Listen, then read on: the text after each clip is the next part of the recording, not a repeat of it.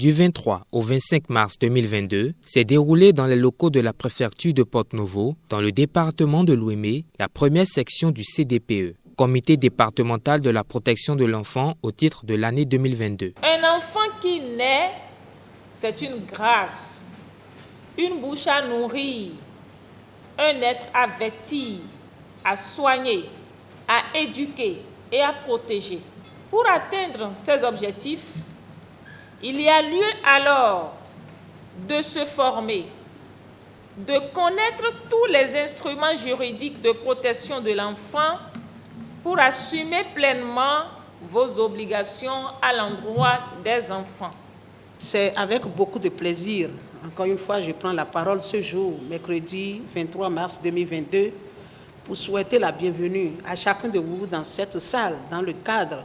de la tenue de la première session du Comité départemental de la protection de l'enfant au titre de l'année 2022. Mesdames et messieurs,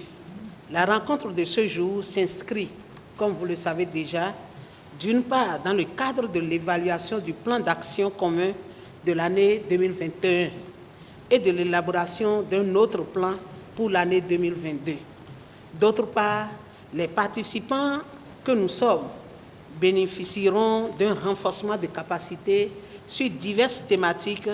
qui va se tenir sur 2 jours. Cette session a connu la présence effective du préfet du dit département et des responsables du RESPES, Réseau de protection des enfants en situation difficile. Cette première journée a porté sur l'évaluation du plan d'action commun de l'année 2021 et sur l'élaboration d'un autre plan d'action commun pour l'année 2022.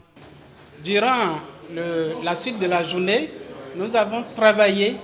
sur le plan d'action commun 2021 de ce comité départemental de protection de l'enfant qui a fait état des activités menées, des activités qui sont passées en revue, amendées par des groupes. On a fait la restitution en plénière pour harmoniser les points de vue et permettre d'aller sur le plan d'action commun 2022 afin de suivre ce que chaque partie prenante doit faire pour réussir et mener davantage et de façon concrète avec des impacts positifs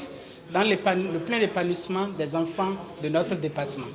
Les 2 derniers jours ont permis de renforcer les capacités des acteurs intervenant dans la protection des enfants en situation difficile.